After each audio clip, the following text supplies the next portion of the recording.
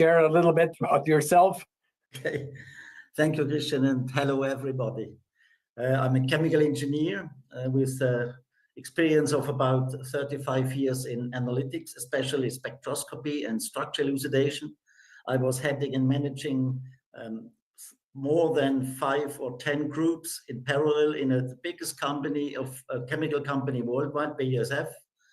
And after my retirement, it's now 8 years already. I'm still working in spectroscopy in a small company, teaching people method development, structure elucidation, preparing companies for getting the right methods to control, to make quality control and to control research. And I'm still teaching at university, sometimes with structure elucidation based on infrared spectroscopy. I live in Switzerland as Christian and love mountains and biking. That's great. Thank you so much, Hans-Jörg. We are all very excited about what you have found out with your laboratory team in the background.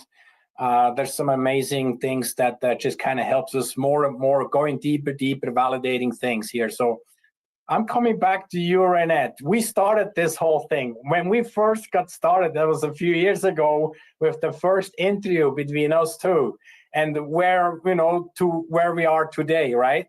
Right. April, 5th, 25. I know that's amazing, actually.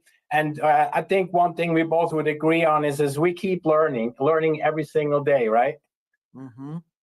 It's been a long journey. So what I'd like to do is kind of lay out where I was. The transformation over the last 2 years has been shocking to me, actually, jaw-dropping, and why I've come to these conclusions. There's a lot more conclusions than I can share, but I'll give you the 30,000-foot elevation before Jay and Jim go into more of the details as well. So what I am going to do is I'm going to try to share my screen right here real fast.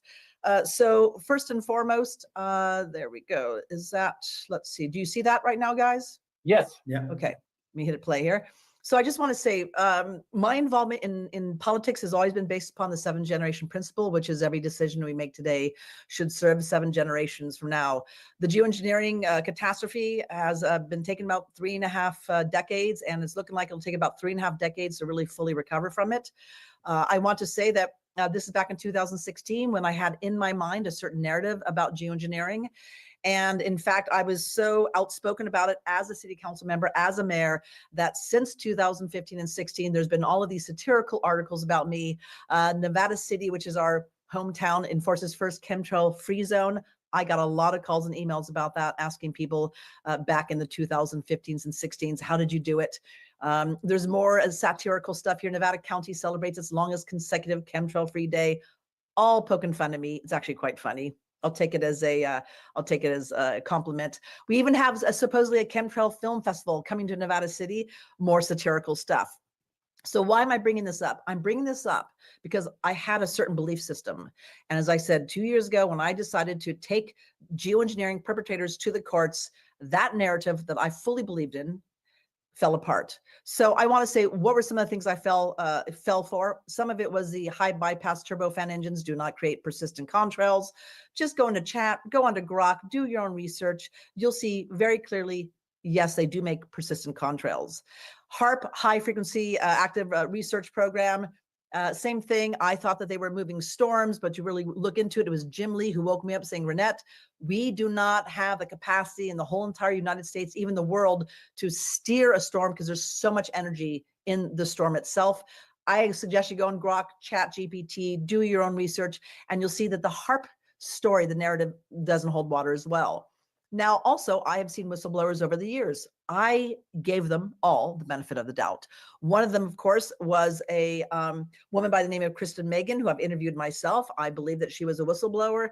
And sure enough, here we have back in Metabunk, when people are asking for her to show the receipts, the evidence, the proof that she said she had regarding chemicals that she knew were being sprayed as chemtrails through the military. This is what she had to say, that basically she wasn't referring to chemtrails.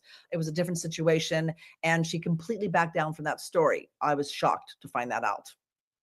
Then we also have what's called the National Gag Order, National Weather Gag Order on weather reporters. This was the reason we were told year after year, and we're still being told why we don't know about the clandestine programs is because there is a National Weather Service gag order on reporting such things.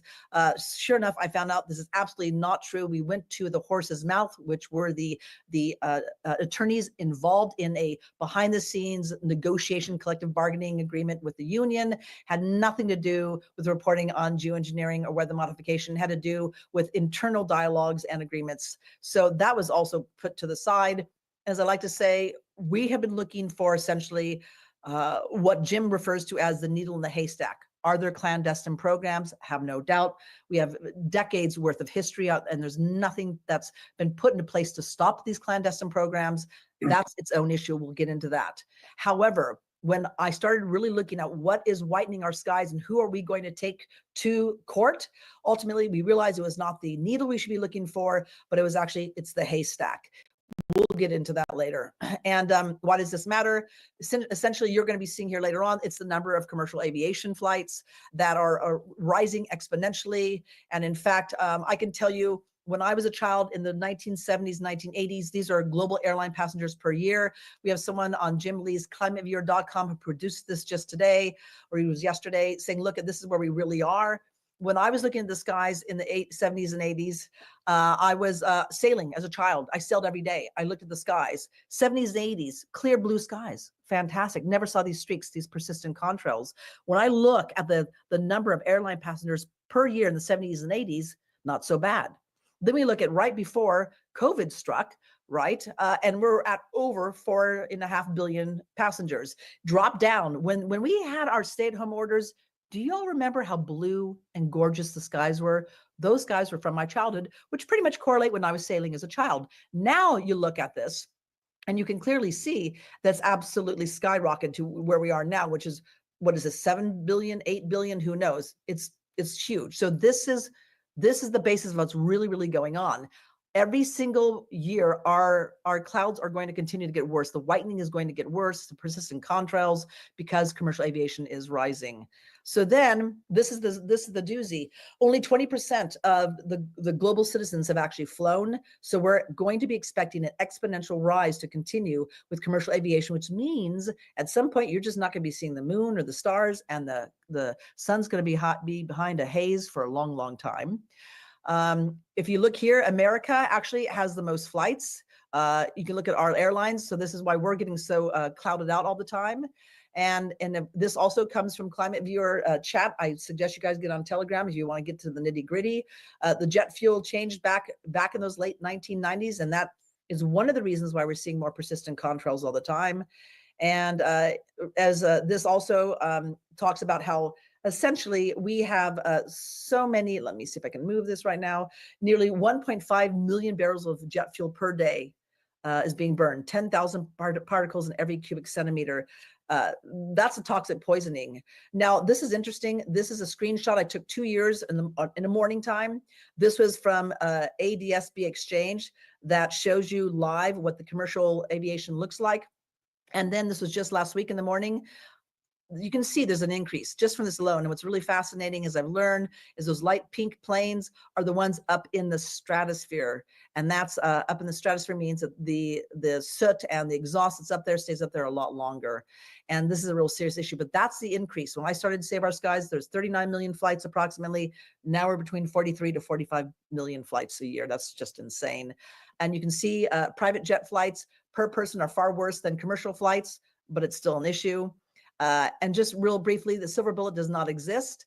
It's going to be require many silver BBs, and I will get to that when we're ready to wrap up. And thank you so much for giving me a few minutes. I appreciate it. That is just great. Thanks so much for this summary and also introduction to where we're going tonight. I have just a few questions before we move to Hans-Jörg here. I'd like for you to maybe give us a little bit of feedback. Since the first panel, you and I agreed that it's so complex that we kind of misaddressed with the geoengineering, weather manipulation, that it's actually everything that we're talking about, it's really in the umbrella of environmental modifications, right? So what is that you have experienced since our first panel dealing with this complex understanding? Renette? Oh, so I thought you were talking to Hans-Jörg. Oh, Yeah, I'm sorry. No. Oh, okay. So, well, I mean, first of all, this is the thing that's really important in the work we're all doing, and that is to have very malleable minds. And so what I did was I put an open letter out there to the Trump administration, to also some, to Hegseth, to Bobby Kennedy Jr., to Tulsi Gabbard, saying, hey, folks, we have a wild, wild west happening, essentially. We have, all these possible artificial webs coming out. They could be weaponized. There seems to be a weaponization of everything around our world. So I sent this open letter to the White House, to all of the administrative folks, and we've heard nothing whatsoever.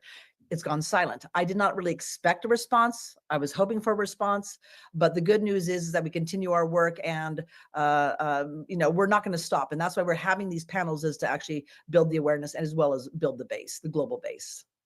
Yeah, and maybe I can expand here. It's just, I mean, since that panel, I obviously received tremendous amount of feedback from around the world, and I got the most feedback from Jim Lee that's today with us.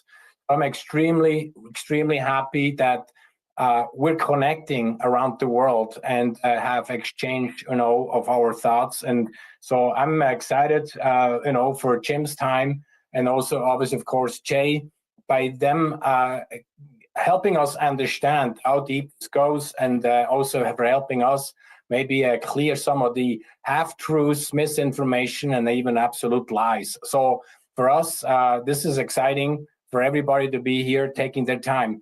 I'm going to go ahead, Hans-Jörg, I'm going to go ahead and share with you what you have prepared, or share with you everybody here tonight. I'm going to put this up here. Can everybody see this? Mm-hmm. So I'm going to ask you, Hans-Jörg, first I'm going to get this thing launched. So, good. I want to share this for the people that maybe haven't had a chance to follow us in the first one. Just here are the filament examples that were, accumulated from northern Italy all the way to northern Germany, across Switzerland, Austria, the Netherlands, Belgium. So those were found in the month of October back in 2022. And we have gotten samples again from all those countries I just mentioned. Here are a few images of those filaments, and here a few more.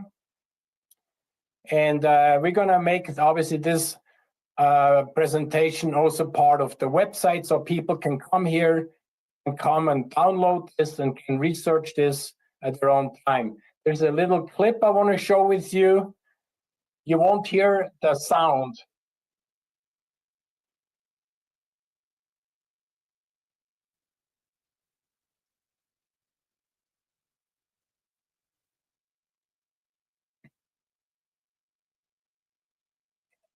So that's that. And I'm going to have you start here, Hans-Jörg, with the summary of our investigation of this mysterious threat. So you can tell everybody about the latest information. Okay, that's a summary of the investigation, and this time it's included also the LCMS results we got last week. And I have to add that the following slides are not completely covering what we have all detected and analyzed. It's only an extraction so that we can really quickly see what is going on with the analysis and what we have found. So we have clearly put out that these threads are not made from synthetic polyamides, because based on the FTIR spectrum, we see that there's completely different to these technical or commercial products called nylon, nylon 6, nylon 6,6, and so on. And there are neither polyethylene, terephthalates, polyethylene, all these technical polymers can be excluded. We have found some metals, most in traces, except for a slightly elevated aluminum value. And by using scanning electron microscope, we have found that these fibers are inside hollow, and the diameter ranges from 4 to 5 to 6 micrometers, the outer, and the inner is close to 2 to 3 nanometers. And using embedding techniques and cross-cut material sections, we can show that these nanoscaled fibers are filled with materials. They are hollow again and filled with materials. That brought us to the idea to make solvent extraction. We used a mixture of 3 solvents, and later on we analyzed it by FTIR, GCMS, and LCMS, and altogether we came nearly to 50 different substances, including all aliphatic, aromatic systems, cyclic, benzene derivative, ketones, and epoxides, histamine derivatives, and by LCMS we also found nitrosamines derivative, to name only a few. And regarding the worldwide applied hazard labeling system, which is called GHS, Global Harmonized System of Classification, we saw that most of these substances were really dangerous and difficult. If you look now to the red rhombus, this is an international agreed system to characterize chemicals in terms of toxicity and to see what we have found. We come later on to all these substances, but in overall, this is an overview what we have found. Next. This is an IR spectrum where we clearly see the difference between the technical polyamides from nylon type compared to the red line. The red line is our fiber, where we found, I think that's in Switzerland, northern part of Switzerland. Next slide, please. And this is an expanded region, what we call fingerprint. And if you now look to the red line compared to all the other lines, you can see nothing has to do with our fibers. It's completely different. That means that the technical fibers or technical products, the nylons, which are used in very multi applications, like toothbrush, like fibers for sailing and functional clothing, is different from that what we have found on the soil, on the nature, everywhere where people collected it. Next slide. And this is a directly comparison of a data bank research with nearly, I think, 500,000 spectra. And you see that if you look at the overlay, it's nearly identical with silk. And the silk is built up natural protein fibers with mostly three typical amino acids: glycine, serine, and aline. And that was the most common approach we got by spectroscopy. Next one. This is a comparison of all these samples we got here, nearly 6 from different places in Switzerland. And you can see that all the fibers were plus minus identical. Next slide, please. This is the elemental overview. We used ICP-MS, inductively coupled plasma mass spectrometry. Left hand, you see the carbon and hydrogen-nitrogen distribution, which is typical for polyamides, with sulfur, which came to the conclusion maybe sulfur-containing amino acid has been used, maybe cysteine. In the middle, we have all the elements, aluminum a little bit elevated. We have also some magnesium, and we have also some iron. And on the right side, in the blue rectangle, all the other elements, which were all below 5 ppm. Next slide. And this is a first picture we took from a collection, and this is a scanning electron microscope. Left-hand side, you see typical how these fibers look like, single, sometimes bundled. And on the right-hand side, there's a clear proof for me that it couldn't be spider webs, because this is a glued together, which is typical for a process, extrusion process, which doesn't fully works. You see a big part glued together, and from there out came the fibers. So what our conclusion was, never spider fibers, because never a spider would make such a glued thing together. Next one. This is a preparation tool. It's inside the chamber, the measuring chamber of the scanning electron microscope. We made two preparations. We embedded the material and cut it as long and thin slices till we reached a region where all these fibers were vertically packed together, and then cut it directly so that we can open and look inside. Left-hand side, you see the red positions are the marker, and on the right-hand side you have the black marker where we found the right places. Next picture, please. And this is the ones we got with this is 800 magnification, and what you can see, all these fibers are hollow inside. Some are filled with something which comes a little bit out, but are more than half of them which are not filled with material. And the white spots are the marker which remains a little bit on the surface.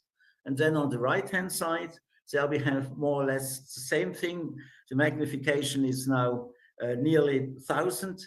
And what you can see in the middle, we have a fiber lengthwise cut it, and you see completely it's hollow, and this time nothing is filled inside.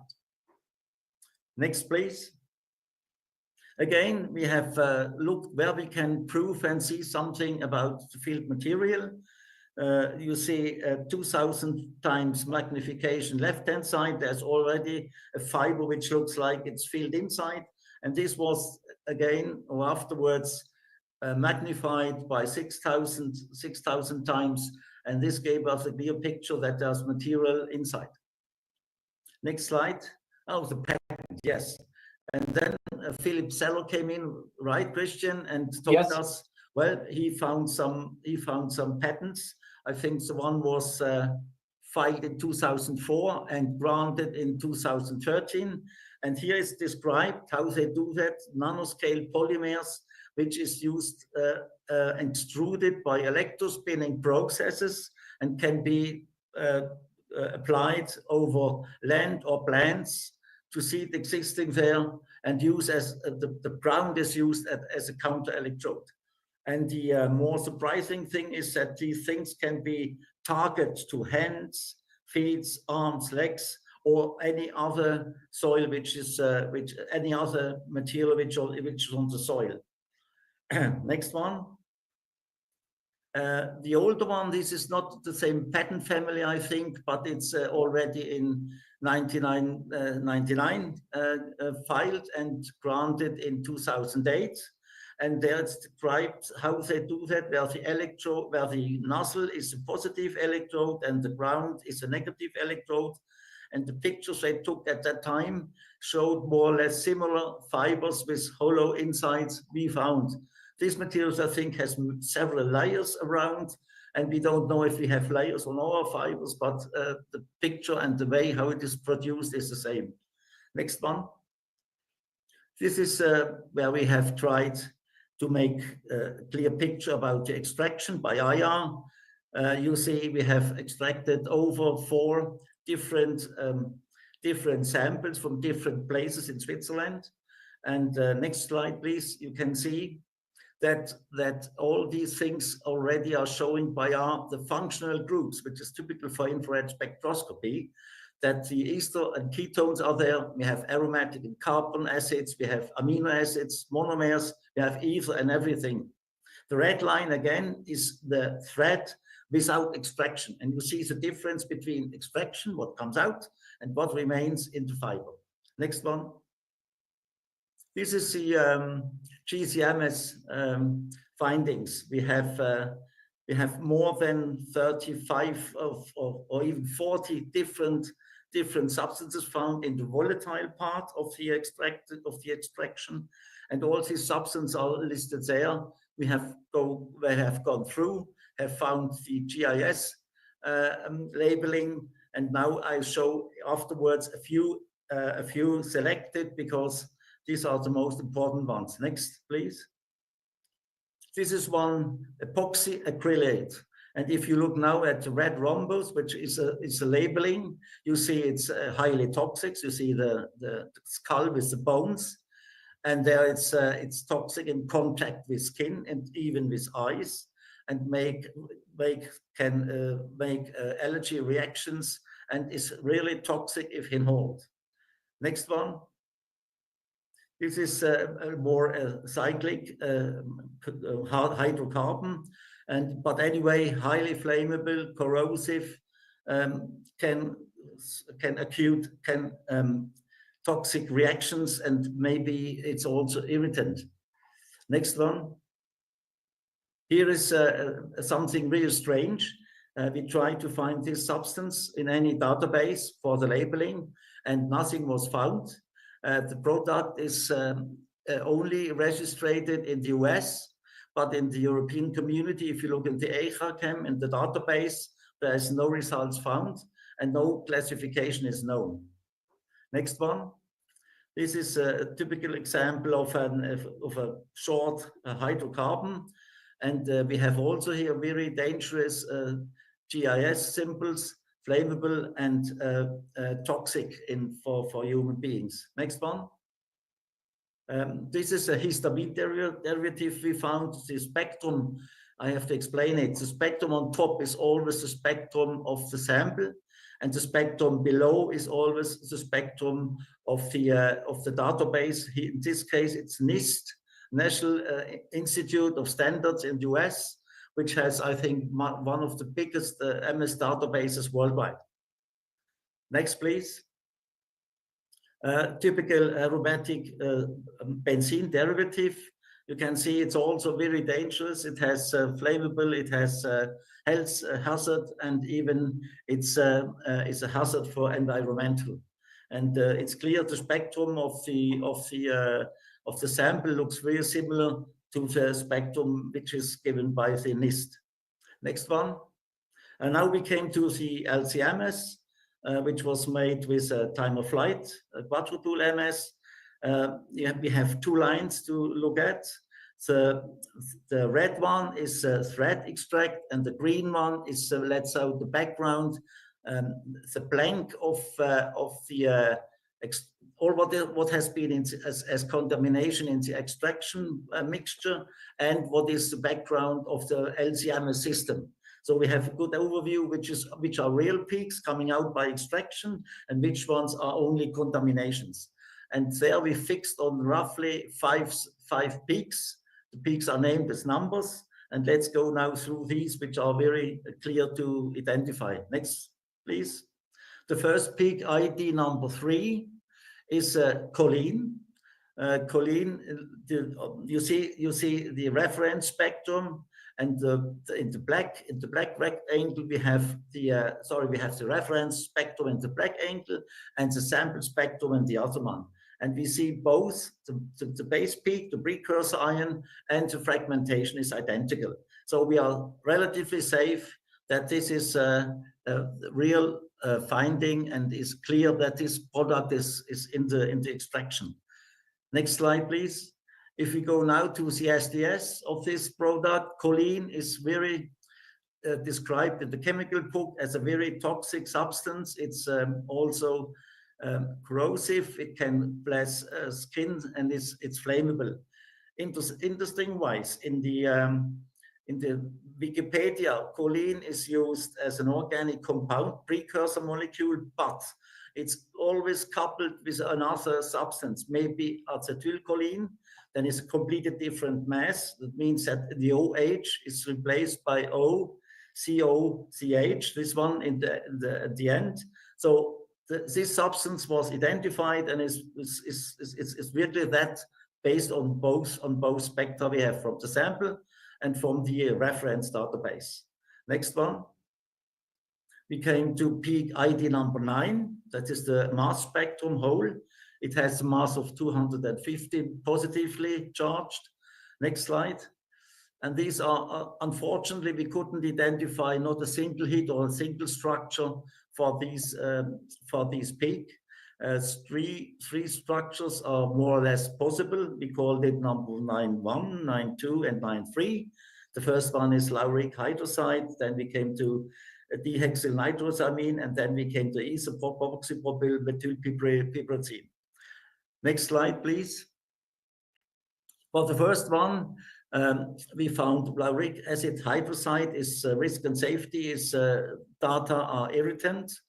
And if you look further in the EMI database or supplier, they have no information. It's only used for industrial and research, and no data concerning all these GIs labeling elements. So we don't know how risky this substance really is. Next one. That's 9.2 is something which is really difficult because nitrosamine are well known as carcinogen. If you look at the group in the middle, and we get more information on page number 34, again, no data available and only used for industrial applications. Next one. This is the piperazine derivative. Again, no data available concerning the hazard labeling, and no information why it's only used for industrial. It has been found and it has been applied in these fibers, and we don't know how difficult or how difficult it is to get if you get in contact with it. Next slide. That is peak ID number 7. Mass precursor iron is 229. Next slide. And again, we have 3 proposals because we don't have a clear MS structure. It could be dotted urea. It could be, again, a nitrosamine or any other amine derivative. All have the same masses. And next slide, please. We go through what is known. Dotted urea is something which is used as an enzyme inhibitor for controlling the insect population. It reduces the development and growth in insects. Maybe it's part of agriculture or a pesticide applied anywhere. And what is also interesting is it's worldwide not listed, not in the European community, not in China, not in Hong Kong, not in Korea, without United States. There are roughly 162 citations, but they're all, let's say, studies with that no GIHS labeling is known. Again, industrial research use and no data. Next one, please.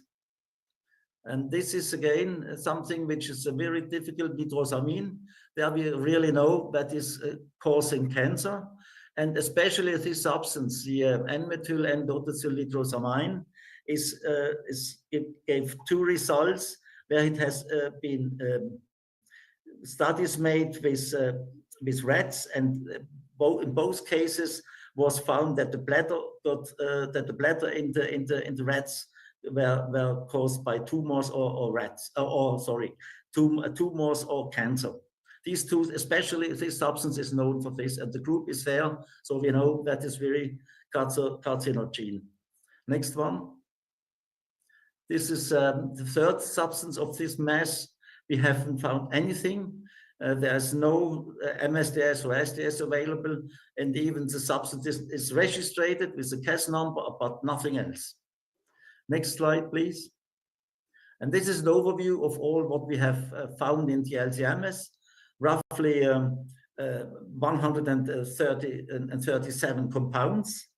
The green ones are all these which are different from the blank, from the background, which is caused by the LCMS, or which is caused by the contamination by the extraction mix, because I have to say one, we used very pure extractions, but with extraction materials, extraction solvents, because in analytics and in today's analytics in today's range, it's very important that you have few substances. But anyway, MS is so sensitive and so extremely high sensitive that you even found in analytical absolutely poor solvents something. And therefore you have the comparison. The green one is something is only into extraction, and all the other colors may come from the background of the system, LC-MS system, or by the solvent. And we ended up with, let's say, seven substances. 5 can be we have identified, and the rest is still unknown. Yeah. Good. That's it. That's it. Yes. That's very good. Just a moment. Thank you so much, Hans-Jörg. Appreciate that. All right, we're coming to Jay. Hey, this is your turn. You're going to tell us a little bit now about the history and about this environmental modification theme. So you're very well experienced. Tell us all that you can, and I think you can also share the screen. Okay, I have one comment quickly for Hans-Jörg. On your ICP-MS analysis, I noticed you left out silicon. And that's very important whenever you do an ICP-MS analysis of an environmental sample. Include silicon and aluminum, because there's a fairly well-established ratio of silicon to aluminum in the environment. It's based on the crustal abundance in nature. And if you have a ratio generally around 3:1 aluminum, silicon to aluminum, it's indicating crustal enrichment of any contamination. So that's how environmental scientists tend to rule out, or at least establish a norm of general environmental contamination. A great example, or I was going to say real quick, a great example of that is like Saharan dust, which constantly blows across the Atlantic. If you don't rule out silica and its ratio to alumina, which nobody does this. So, I mean, in the chemtrail community, they show their aluminum content, but they never test for silica. So understanding that 3:1 ratio means that it's mineral dust and it's more than likely sand. If you don't test for silica, then you cannot even make that determination. So I just want to reiterate what Jay's saying, that if you don't understand that, like Saharan dust, things like that get blown up into the air and then they land as far as California. So that's something that people should all be aware of. Sorry to interrupt, Jay. Just want to reiterate. Just one remark, you are right. But I think in general, the elements, the range is not more than 300 ppm. It's not a tremendous value of any contamination based on minerals. So I think it's a normal environmental picture, not anything special. Yeah, in this case, I'm really mainly referring to, in general, people that do rainwater sampling, especially. They're only sampling for aluminum, barium, and strontium. Those are the what they call the signature of geoengineering. I have had tests made in the same environment as other tests made by the chemtrail water analysis, and when you included silicon, the results came back with the normal 3:1 ratio. So it's important that that people know about this. So I'm going to go ahead and move on into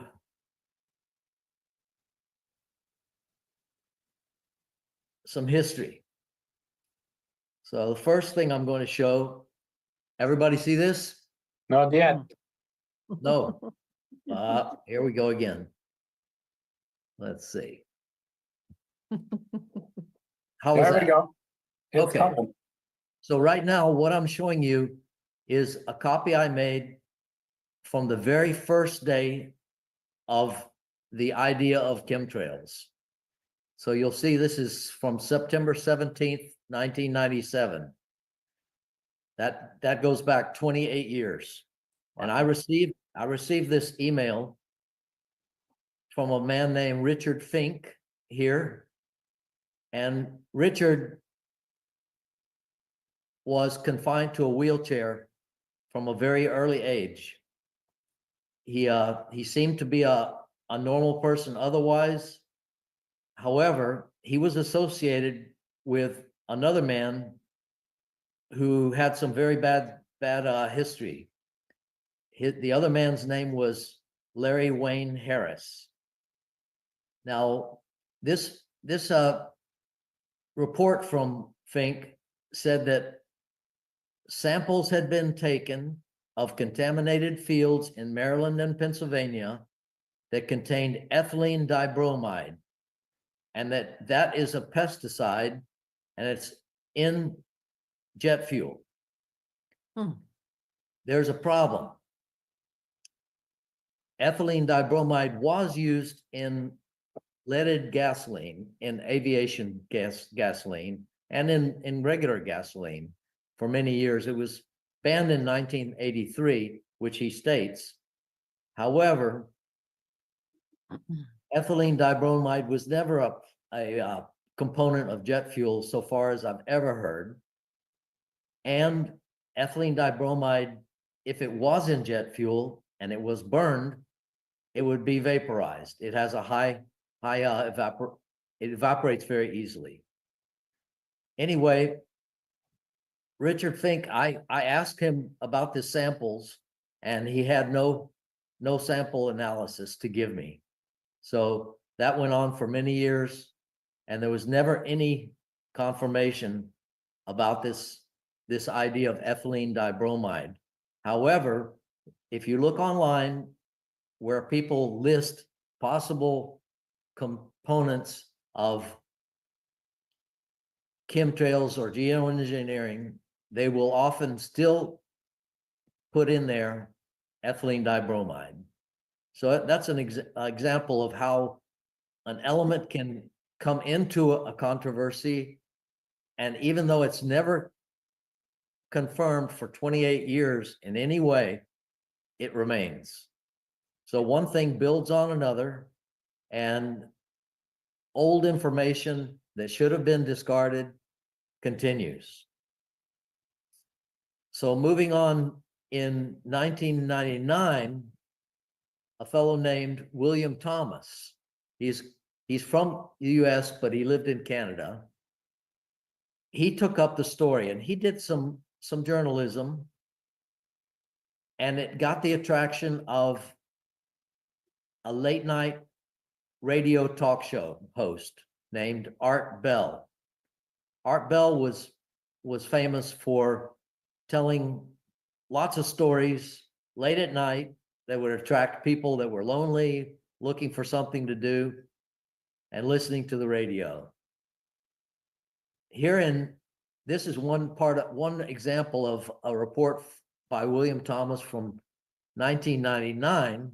So that's 2 years later. He says, "Stay indoors, take cover immediately. I have a photo of freezers full of bodies in England." Well, here we are 28 years later, and we never saw those freezers full of bodies. William Thomas also spoke about, in general, his idea was that he had hundreds of photographs of US Air Force tanker planes. Those are refueling tanker planes that had their tail booms extended, and they were spraying fuel, evidently, or whatever, out of the tail boom. I ask you, have you ever seen a picture like that out of the hundreds he claimed he had? I offered to pay him for the pictures, and they never came out. So that's another little short thing, even though everybody could see, even with the naked eye, that there were two parallel trails coming from the plane, lining up with the engines. He kept insisting that tail booms were spraying something in the air. Now, later on, I want to tell you about the story of how barium got into chemtrails lore. Barium is always tested for. Everybody thinks that barium must be involved, but it had to start somewhere. And it turns out that a man named A.C. Griffith was an employee at the post office. However, he convinced a number of people around 2003 that he was former national security agent. He came up with the idea of barium being part of chemtrails.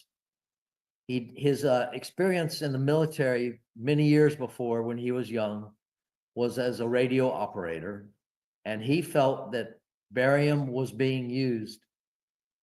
He came up with quite a few websites that he showed.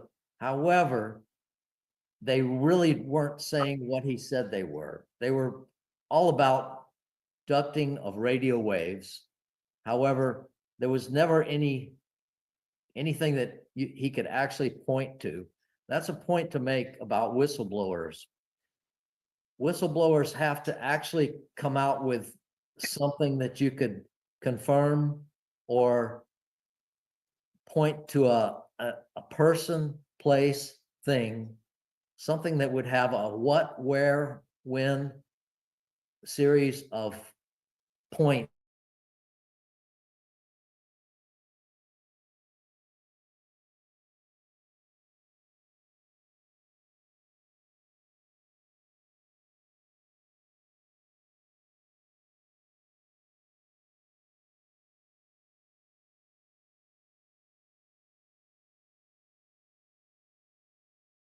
That scientist, point to a person, point to a place. On such and such a date, this was done. That could be confirmed or denied. But when they just give you a story and no real evidence you can hold on to, it's usually a self-serving whistleblower. They're doing it for personal reasons, aggrandizement. It could even be a hoax. Many times it's a hoax. And you have to not give very much stock to a whistleblower like that. It turned out years later, after A.C. Griffith passed away, he was older, he had a heart attack.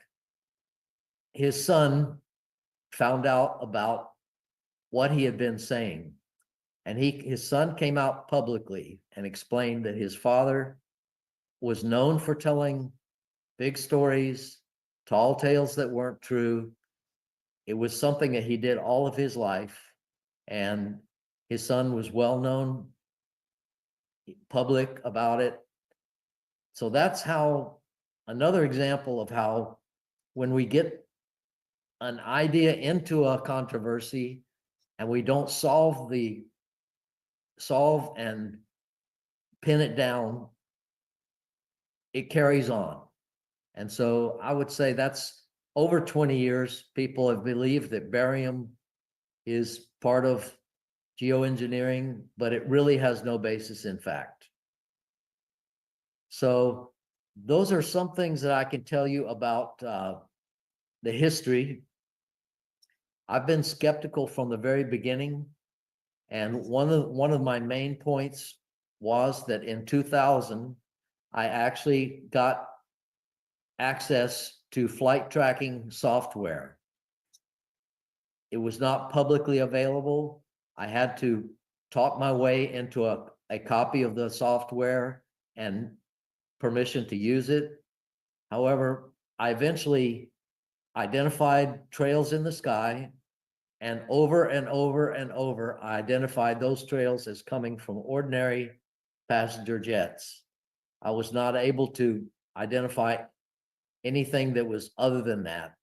As well, the times that I saw these trails in the sky, they were coincident with atmospheric conditions that would be normal for contrails. And I want to point out one little tool that I have found. This is a website called earthnullschool.net, earthnullschool.net. And I have it pulled up right now showing Europe. And what you see on this white area here is a highly saturated area. I'll click on it here in Spain, and we have 100% relative humidity. You'll see the humidity right here. 100% relative humidity over this part of Spain. But let's move over to southern Italy, and we have 29% humidity. This is a very easy way to identify areas that are prone to having normal contrails, because the atmospheric conditions are showing, I'm showing atmospheric conditions at around 30,000 feet, not on the ground, it's specifically around 30,000 feet. So I can search around over here, for example, Eastern Europe, you could see we're at 1% relative humidity. And just so that you can see how I set this up, this is the control panel. I set it for air, I set it for wind, I set it for 250 hectopascals, and for relative humidity.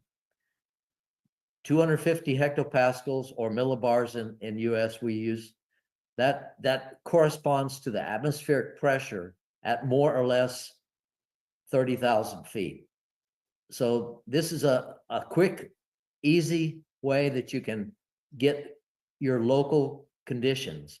And this can be done anywhere on Earth. I can go all the way over to my area in Florida. I can do the same thing in Florida. I can pull this around. It's very easy to use on a phone, and it gets the information very quick. So I can see that this area is right at 100% relative humidity. So that's what I have for right now. If anybody wants to ask questions, they can, or I'll move on and pass it on to Jim. That's great. Jay, thank you so much. I think we're just going to go on with Jim.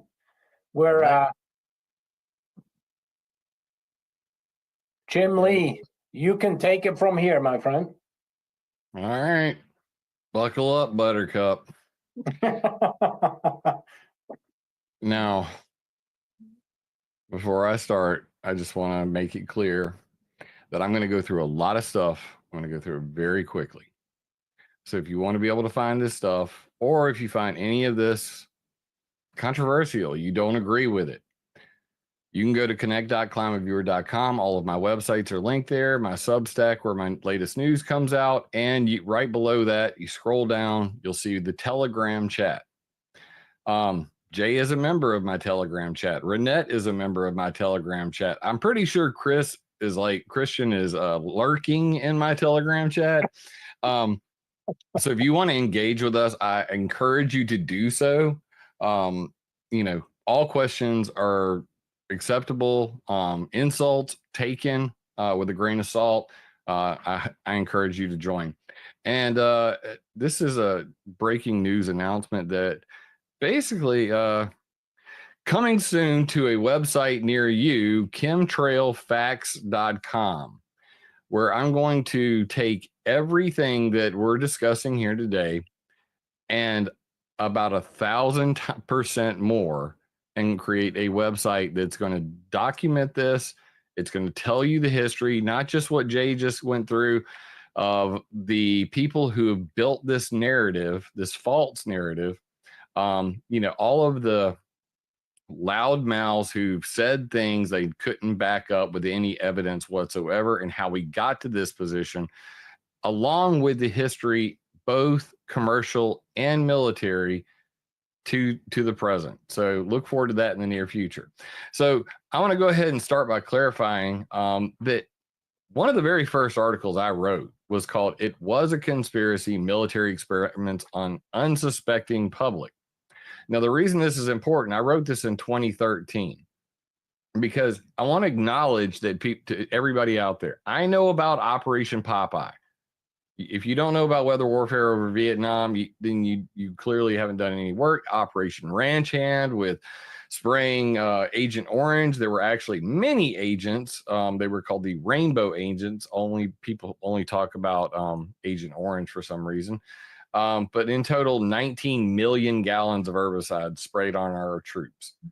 This is one of the very first articles I wrote on the topic of chemtrails because the chemtrail people came for me. I was a geoengineering and weather modification activist. I wanted to ban the things, and everybody in the comments kept saying, "But Jim, my chemtrails." And I said, okay, let's investigate. So then we go on to entomological warfare programs like Operation Big Itch, Big Buzz, Mayday, Dropkick, and many different examples of dropping mosquitoes and fleas on unsuspecting public and testing things like that. But then the big one was the zinc cadmium sulfide sprayings, which occurred, I got a total here, pretty much 1952 through, I think, the latest I've seen is like 69, close to 1970. So 52 through 70. And one of the big ones was Operation Large Area Coverage, where they literally took C-119 flying boxcars and basically flew from one coast to the other, dumping radioactive material on the public. This was part of what was called the U.S. There's a picture of it right here. The U.S. Army Chemical Corps radioactive release test, behavior of aerosols within cities. This was to mimic fallout from a nuclear war, and they wanted to see, how did the radiation do? How did it do? Well, here's an actual map from one of those experiments where in a poor black neighborhood where this is a elementary school, they set up a dispersion plume on the ground to irradiate poor black people in St. Louis, and then later on go and study their thyroids and see how much they ingested. Well, it turns out they did not admit to this till 2008. So I want to reiterate this point from the very get-go. Governments, militaries, they do experiments. They don't admit to them for decades. From 1952 to 2008, this was not public knowledge. I acknowledge that. The CIA's involvement in weather warfare. The CIA was involved in Operation Popeye. The CIA was involved in Operation Mongoose, in addition to steering hurricanes into Cuba, causing drought in Cuba, weather warfare on Cuba. The CIA funded the climate intervention studies in 2017 called Climate Intervention. The CIA interviewed Dr. Alan Robach, who said, basically, I got a phone call from two men who said they were consultants for the CIA and they'd like to know if some other country was controlling our climate. Would we know about it? I told them I thought, yeah, but at the same time, I thought they were probably interested in if we could control somebody else's climate, could they detect it? This is straight from Alan Robach, who you're going to see in just a few minutes, is one of the most prominent geoengineering scientists on the planet. So if the CIA, which I like to call the Climate Intelligence Agency, has John Brennan at the Council on Foreign Relations saying, I'm very interested in stratospheric aerosol injection, well, that's kind of important because they have a long storied history of involvement in weather warfare. Why? Because of plausible deniability. You can't prove they did it. So now I've given you multiple examples of secret government programs and even the Climate Intelligence Agency and their shadiness. Now let's get to the real facts. Oh, by the way, the U.S. Air Force admits chemtrails, adulticide. I went on Del Big Trees, the High Wire, and in a throwaway line, I mentioned that people send me pictures of pumps and pipes, and the pumps and pipes look like this. And they're always misappropriated. So I get these photos and I'm like, I mentioned on Del Big Trees, the High Wire, This is the modular aerial spray system from Youngstown Air Reserve Base. They have an aerial spraying unit, and that green line you see there is not a contrail. That is pumping chemicals out. That is an herbicide. So just like Agent Orange, you're looking at Agent Green right there. By the way, Agent Green was also used in Colombia to kill cocaine crops in the 90s. It was called Plan Colombia. It's a mycoherbicide, a fungus that kills cocaine crops. That cocaine crop killing chemical migrated from Colombia through Mexico into Texas and was found in the brains of cows and in corn in Texas. You cannot make this up. So it didn't just happen in the past, a long time ago. We're talking a funded operation in the 90s. Here, they basically, you know, when I mentioned this on Del Bigtree's show, their team went and actually obtained FOIA records, 2,400 pages. So they actually followed up on what I told them. Kudos to Del Bigtree and his crew. So they got the FOIA documents. Now we know for certain that all of these chemicals are being sprayed, and you know, like dibrome, naled, tordon, anvil, duet, trumpet. The list goes on and on. Okay, so all these chemicals are being sprayed on you, and you know nothing about it. That being said, let's talk about weather modification geoengineering, because this is really what we're here for, right? Yeah. So knowing where it happens and when it happens and how it happens is important. So I put together an infographic called 10 Technologies to Own the Weather Today.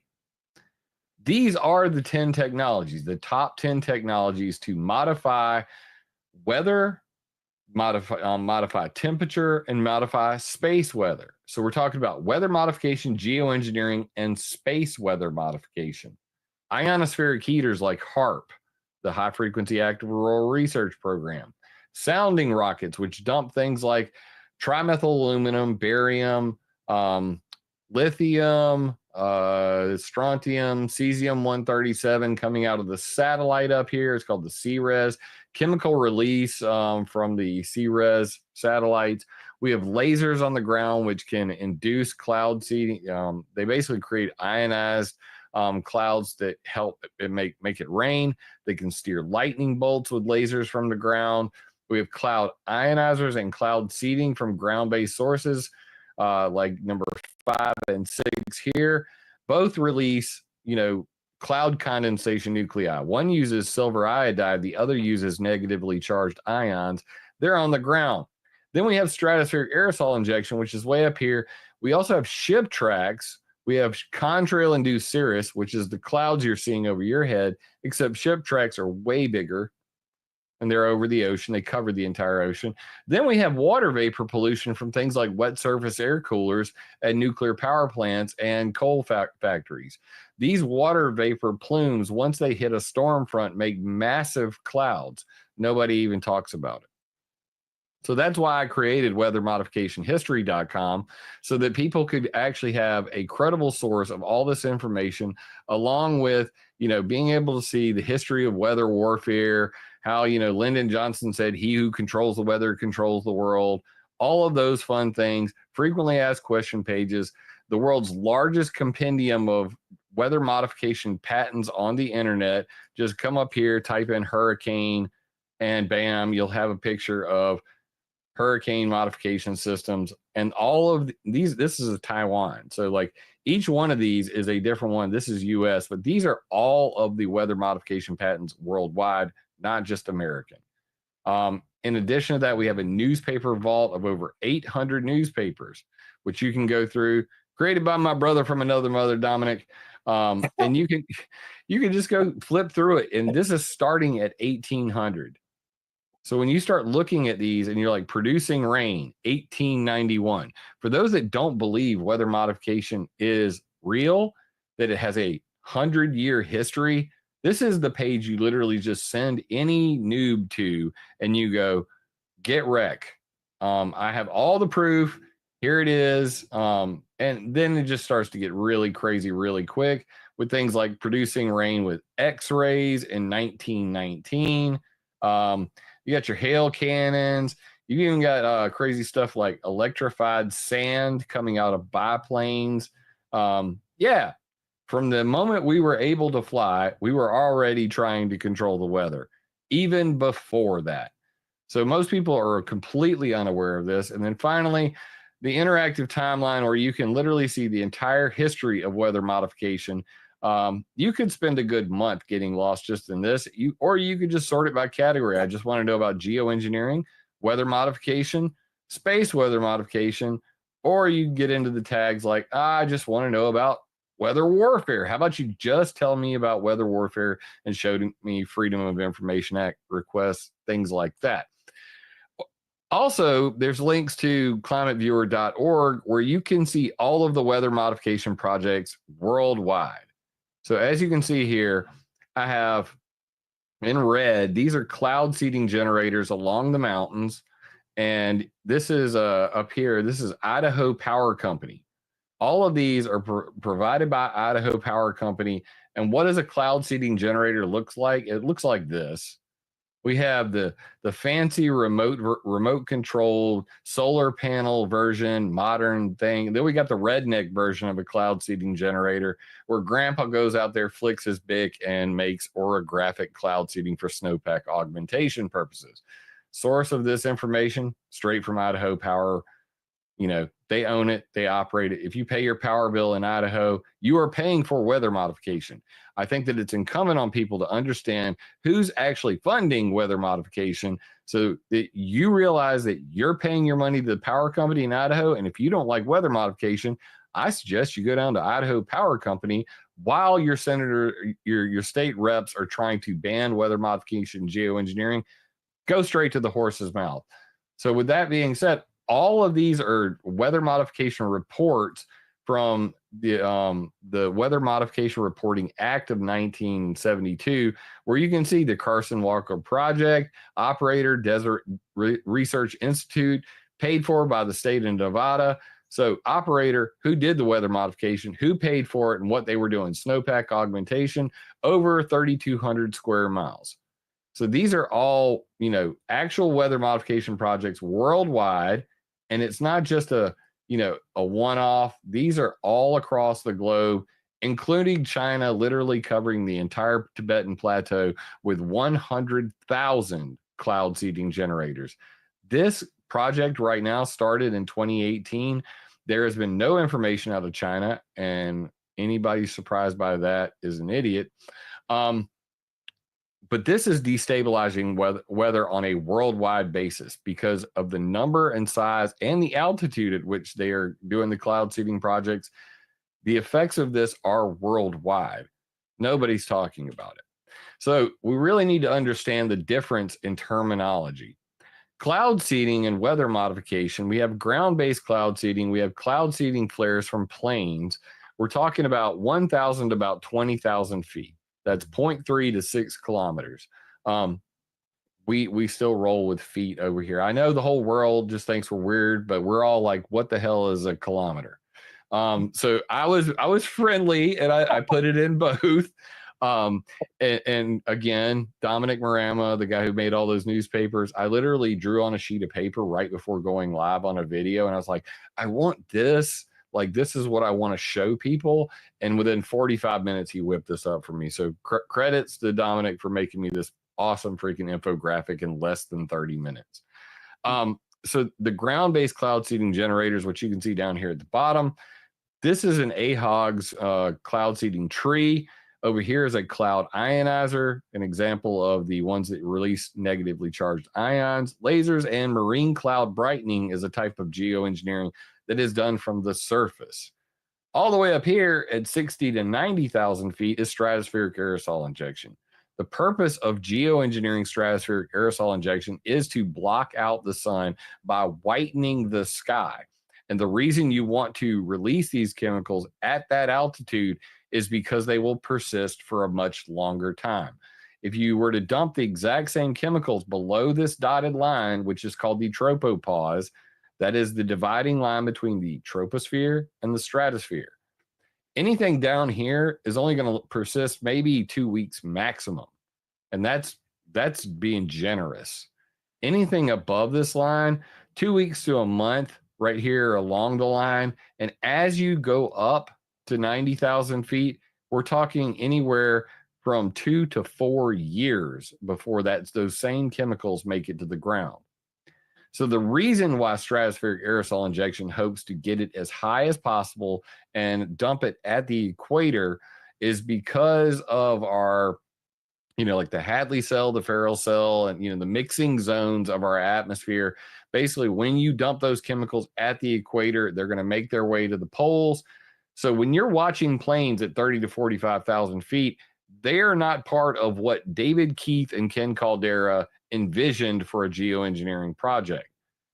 Planes fly at 30 to 45,000 feet. We're going to get into how that also is geoengineering, but it's not the same kind of geoengineering that David Keith and Ken Caldera and Bill Gates want. And Bill Gates is still taking advantage of all that. So the people involved is the most important thing here. This is on weathermodificationhistory.geoengineering.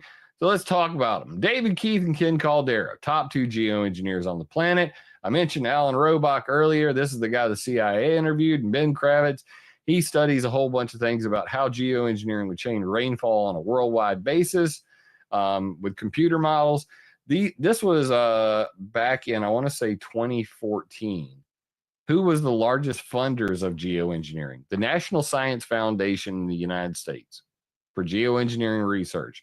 Fund for Innovative Climate and Energy Research, FICER. This is where Bill Gates put money in a slush fund for David Keith and Ken Caldera to give to other scientists to write papers. Oh, who are the 2 largest writers of papers at that time? Ken Caldera, Alan Robach, Ben Kravitz, Peter Irvine, and up here's David Keith.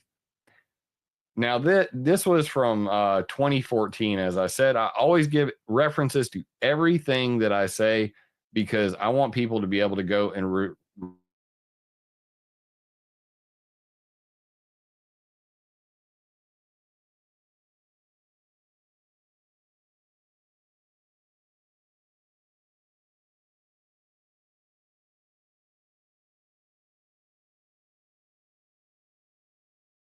all of the people who are involved in this.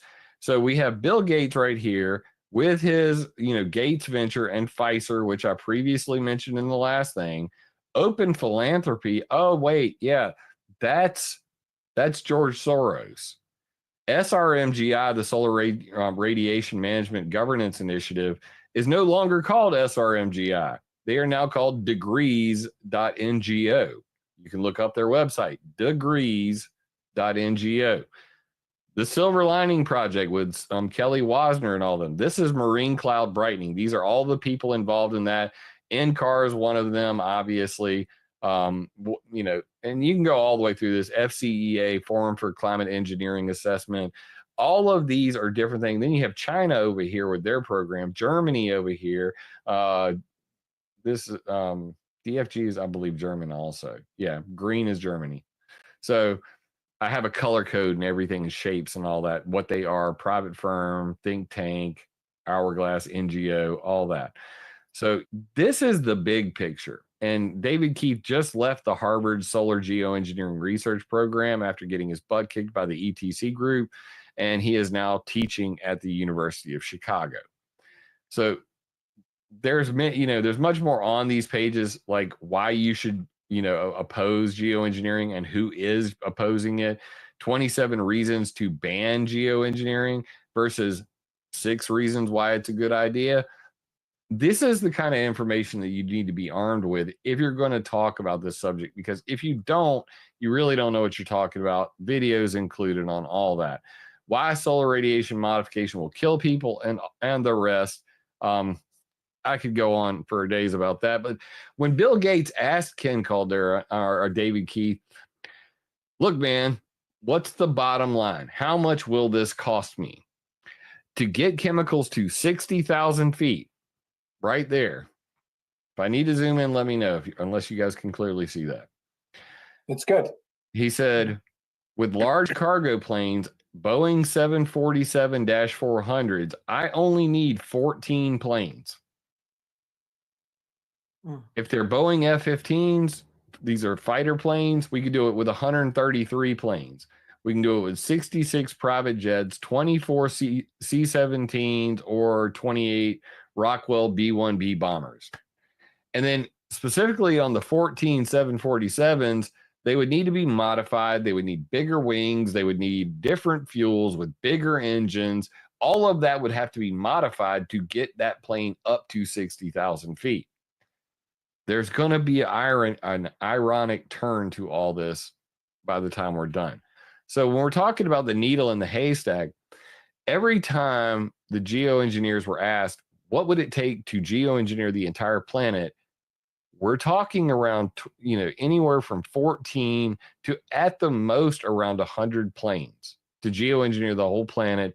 And at 90,000 feet, that would only need to be done twice or maybe 3 times a year. So you would never see these planes at that height. This comes from cost analysis of stratospheric albedo modification delivery systems with Justin McClellan, David Keith, and Jay Apt from 2012. This follows the Aurora Flight Sciences report, which was in 2010. So that's where the money hits the road. So what are we actually seeing, and how does this relate to chemtrails? Well, everybody always says, but my aluminum and my barium. Well, I went looking for the aluminum and barium, and I found it in the jet fuel. And what I did was, this is just a visualization. I can give this to you in text. I can give it to you in a periodic table. I can sing you a song about metals in the sky. But at the end of the day, this is what was detected coming out of the exhaust pipe of a jet engine on a runway. Period. There is no arguing about this. This is science, like Hans-Jörg was doing, single particle mass spectrometry on jet exhaust. What did they find? Richard O in chat, will there be a replay available to these talks? Yes, brother. Encourage you to share this with other people. Hit the pause button, go find the page, read the paper yourself, and then come back and unpause it. That's what this talk is for. Appreciate you in chat. I'm watching chat. I can't help myself. So the detected metallic compounds were internally mixed with soot particles.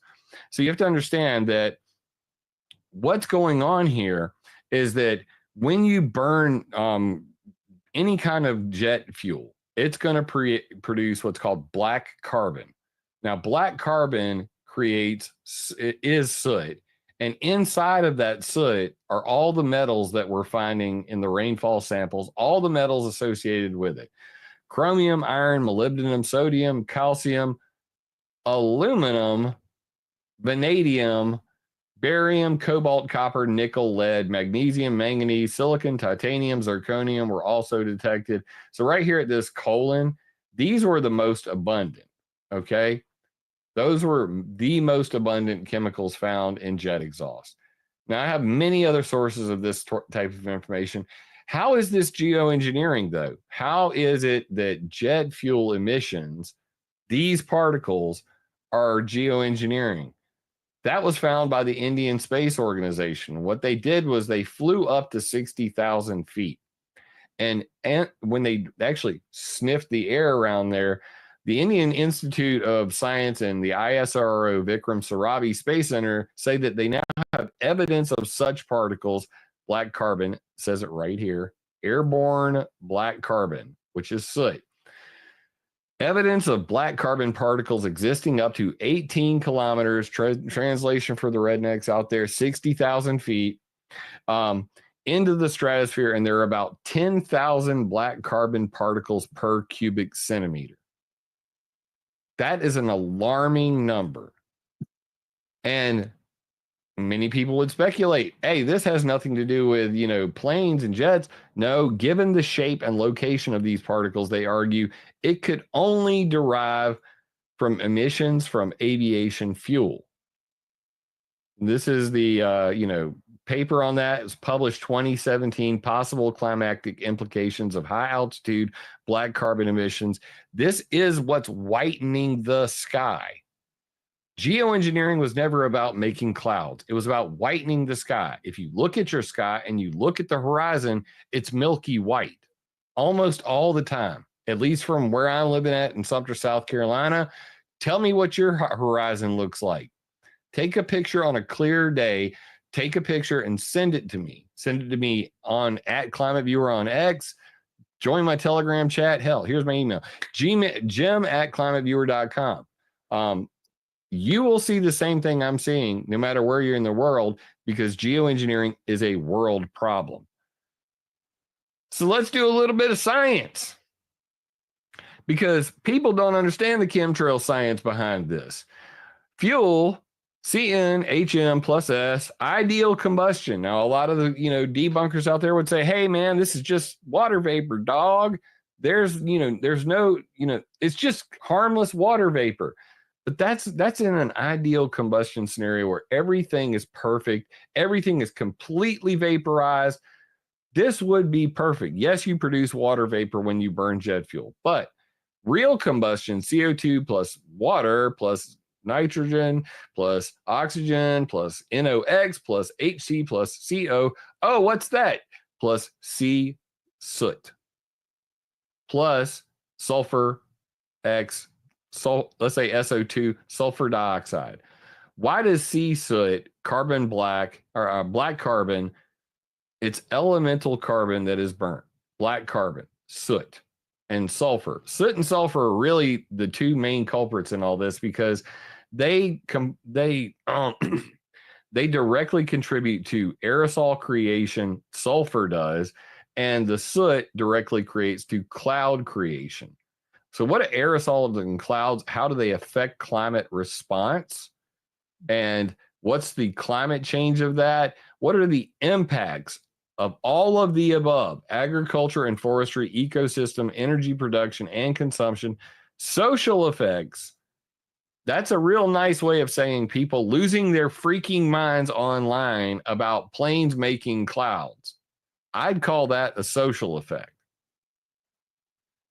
Damages, welfare loss, monetary units. So this is from evaluating the impacts of aviation pollution and climate change. And they're just stating the obvious that, yes, I'm not really curious about, I don't care very much about the CO2 column. I'm concerned more about this cloud column, just so we're all clear. And we understand what's going on there. So also from 1988 through 1996, there was a marked change in all of the world. And I found this to be highly suspect. NATO came up with this thing called the single fuel concept, where they switched from JP4, which was, for anybody who doesn't know, it means jet propellant, jet propellant. Jet propellant for JP4 to JP8. So they went from JP4, which was a 50-50 blend of gasoline and kerosene, to JP8, which is 100% kerosene. This transition was the idea that they would put the same fuel in the planes as they did the tanks and the Humvees and Jeeps and all of that. So one fuel for the battlefield, one fuel to rule them all. What's up, Dirk in chat? He's already dropping bombs. Another one of my favorite researchers on the world, Dirk Elstout, is in the chat right now. Y'all follow him. So the point being, this NATO conversion between 1988 and 1997 coincides with what Jay just told you earlier. What was the first little email chain about? It was about JP8 jet fuel. It was in 1997. Is it a coincidence that from 1998 to 1996, the year they completed the conversion to JP8, that suddenly there was allegedly a big change in how many contrails were persisting in the atmosphere? I don't know, you tell me, but it seems like going from close to, because it's very similar to JP5, from 5,200 parts per billion of calcium to 31,000, that's 31 parts per million of calcium. That's a huge increase. And then here's your aluminum. Most planes fly on Jet A. This is commercial aviation in America. The rest of the world flies on Jet A1. If you don't know this, now you do. And you go through the list of chemicals. And on this particular sample, there's a whole lot of not detected. This is from a U.S. Air Force Research Lab study in 2000. I've got many new studies, and Jay and I are both trying to come up with the best summary of what's in all the jet fuel types and try to come up with a global estimate of how many nanoparticles of metal are being lofted into the sky in the stratosphere. But that's neither here nor there today. Oh, but yes, barium is in there. Look at that. 3 whopping parts per billion, 9 whopping parts per billion, and 38 parts per billion of barium. The more abundant version source of barium in jet exhaust emissions actually comes from engine lubricants. So greases, oils that are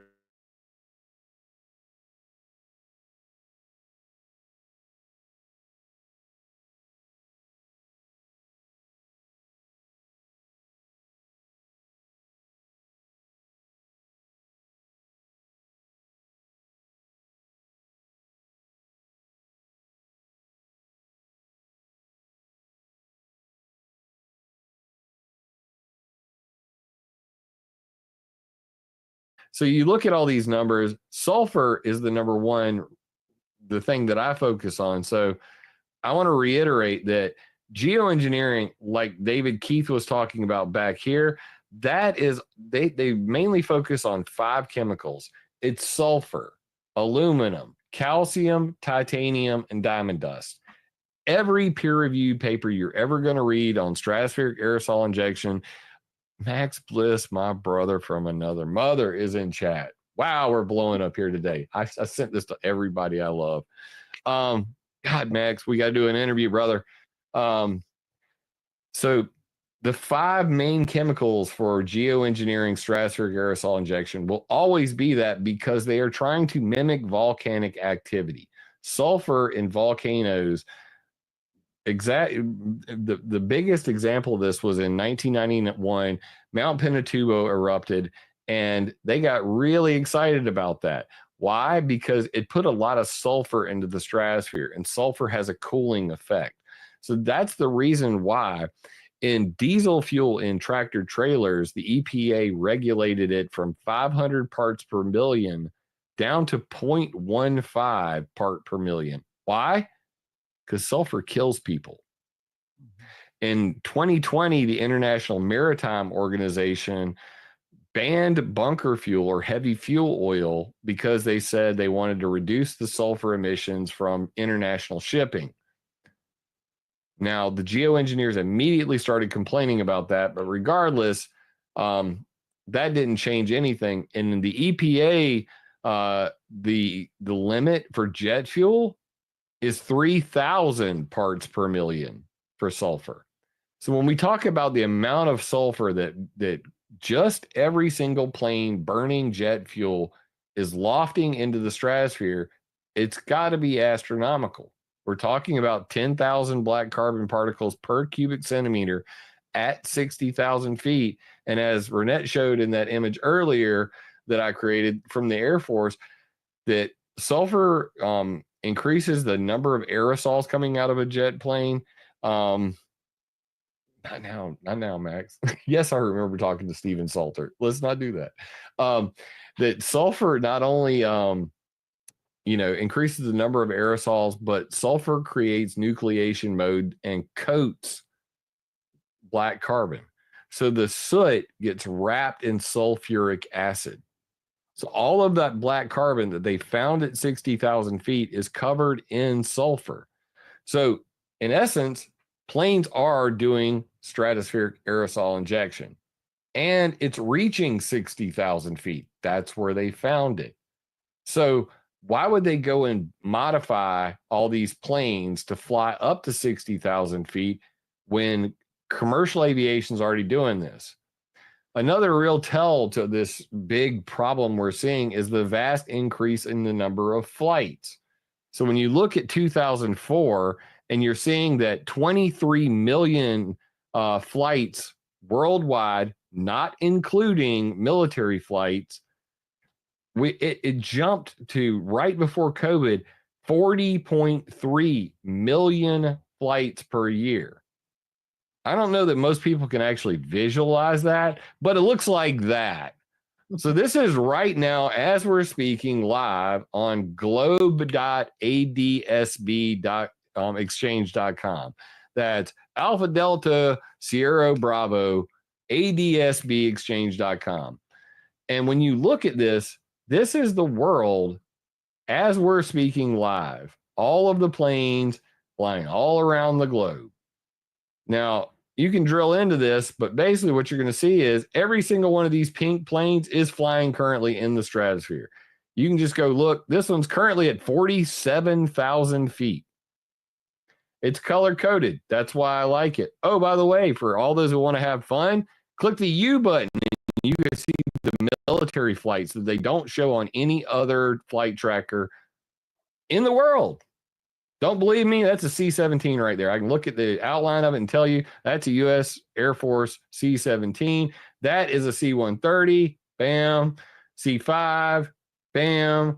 You can just come in here and look all day long. All the military flights as well. Not all of them. You're not going to catch like the fighter planes. But the point is still, when you look at this in totality, this is what's currently in the air right now. And when we're talking at more than 100,000 flights per day, that's insane. So when you do the chart, it goes like this. 1997, there were 1.46 billion passengers per year. NATO just had completed its conversion to JP-8.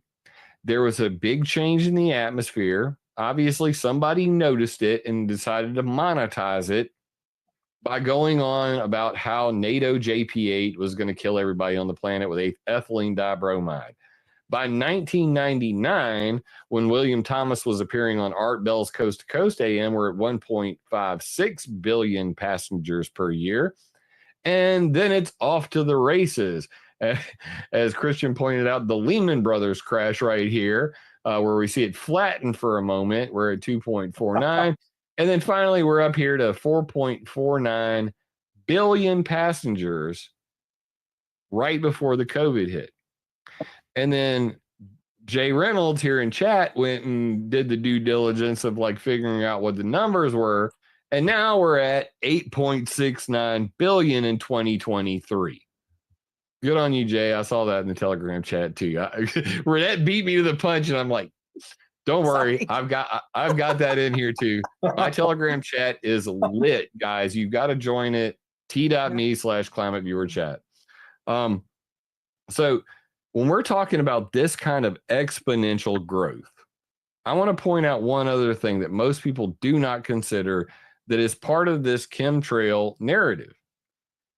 In 1997, when this started out, we were on Windows 95. I don't know if y'all know that, when you have to put this into perspective, that after Art Bell and his conversations with William Thomas in 1999, 2000 through 2003, we still didn't have any social media. But in 2006, we had Facebook, we had some Twitter, we had all kinds of ways now to share these pictures.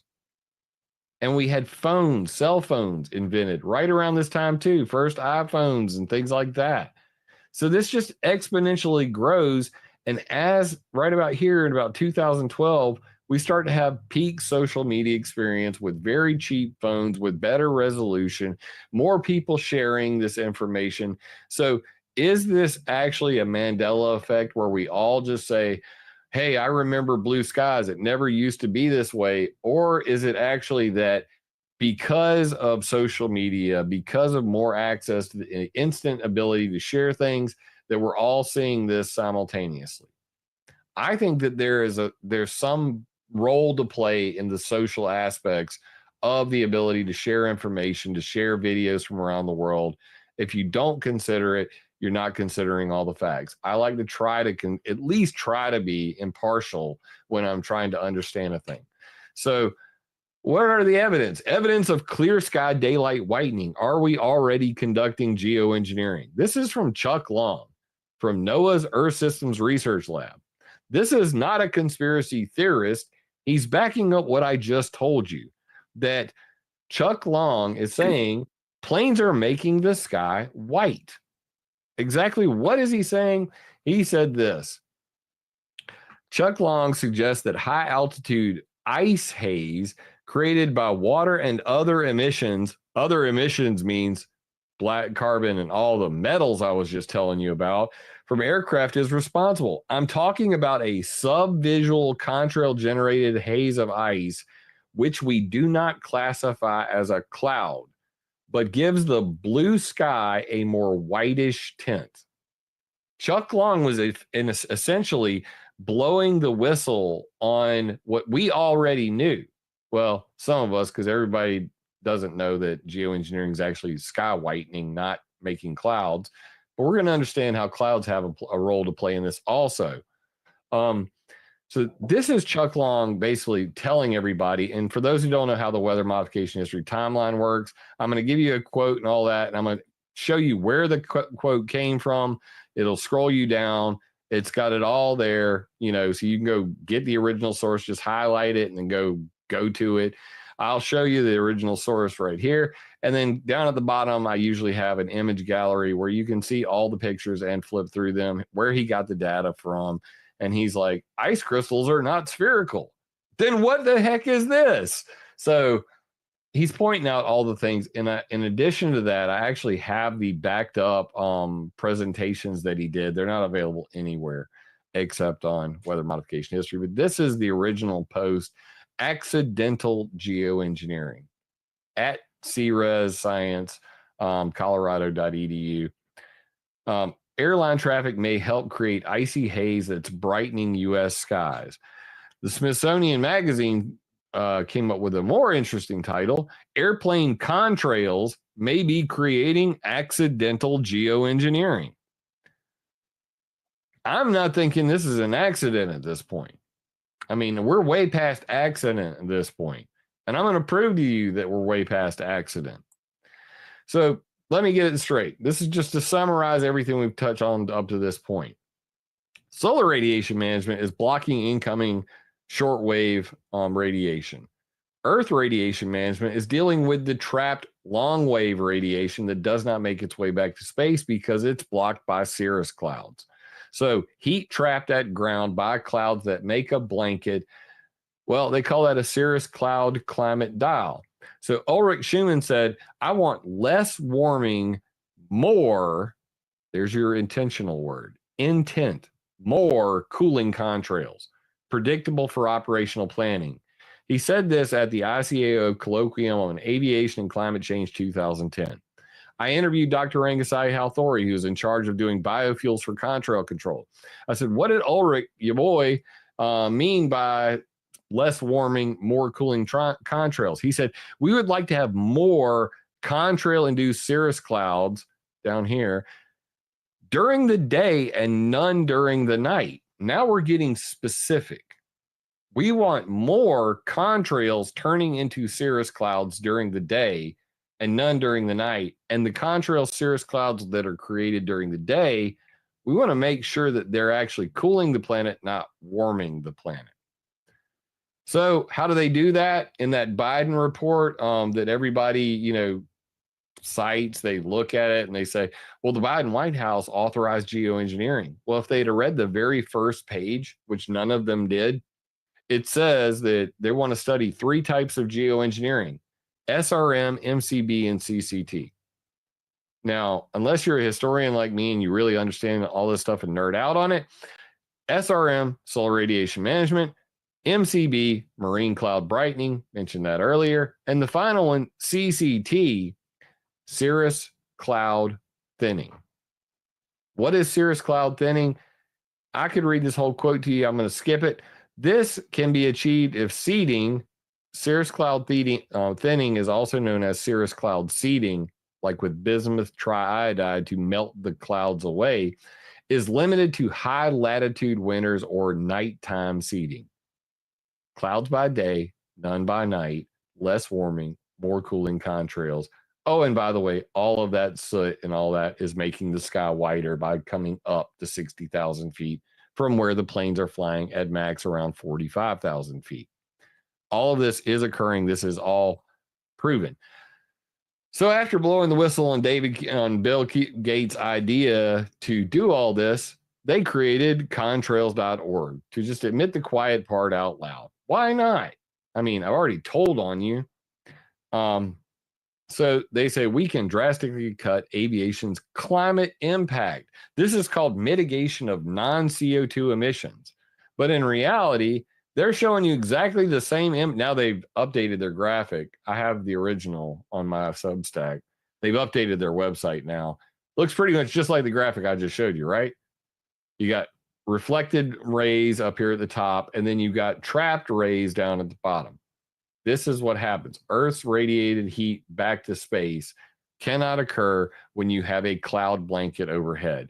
That's why at nighttime, they want to let the heat out, but they want to cool during the day. And they want to make sure that the clouds they make aren't too full of soot. So they made this map.contrails.org, which shows you exactly what I'm talking about. So as you can see here, these are blue. They're cooling contrails. But as the sun goes down, they become warming contrails very quickly. Shows you right here. These contrails have a net warming effect by trapping outgoing thermal radiation. Cooling contrails have a net cooling effect by reflecting incoming solar radiation. Here comes the sun. Here comes the sun. Do. But some of these are still burning up hot. So even during the day, you have a mixture of cooling contrails. And I'm going to stop using the word contrails at this point because even that's deceptive. If it's a chemtrail or a contrail, once it fans out and blocks the sky, it is neither a chemtrail nor a contrail. It is a cirrus cloud. If you do not understand that part, you miss the whole plot. This is where people use semantics and words to control your mind.